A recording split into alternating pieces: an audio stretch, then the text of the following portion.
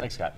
Well, now a closer look into why fewer Idaho kindergartners are getting their shots. Plus, a Boise teacher who's moonlighting in a unique role. Those stories and much more in tonight's Making the Grade with Idaho Education News reporter Kevin Richard.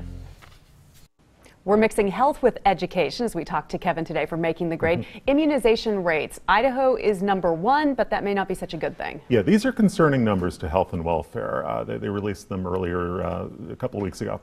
What the Centers for Disease Control tracks is the percentage of kindergartners who have some exemption or another to any of the vaccinations that are recommended for kindergartners. Idaho ranks #1 in the nation for the highest percentage of kindergartners who have one of these exemptions on file.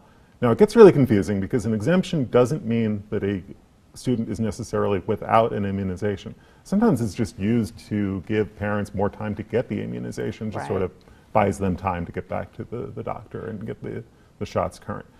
But what it does say is that there's a higher percentage of kids, likely a higher percentage of kids in kindergarten who don't have the full battery of vaccinations. And that's what's concerning health and welfare.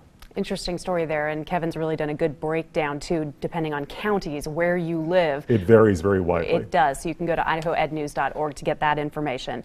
Let's talk about levies. School districts deciding to put levies on the ballot for November, not only happening in West Ada, but in Nampa as well, and also emergency levies. Explain the difference between those two, Kevin. Okay.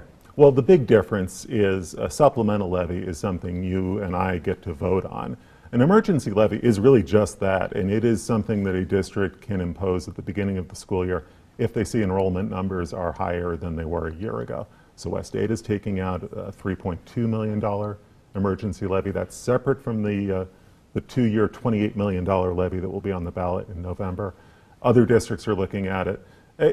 You have to have had enough of an enrollment increase to meet the trigger to be able to collect that kind of a levy. But the fast-growing districts really have no choice and do collect it.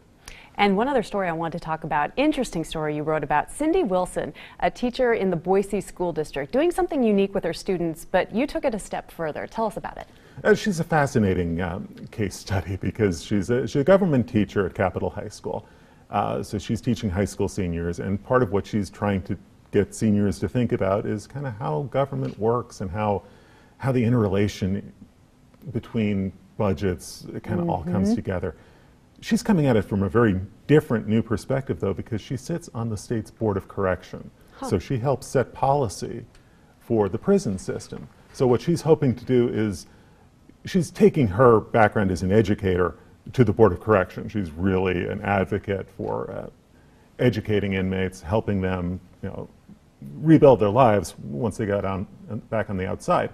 But now as a teacher, she's really hoping to take her experience trying to make these budget decisions, these policy decisions, and trying to inform her students about how difficult that can be sometimes to find the money for programs that you really want to fund.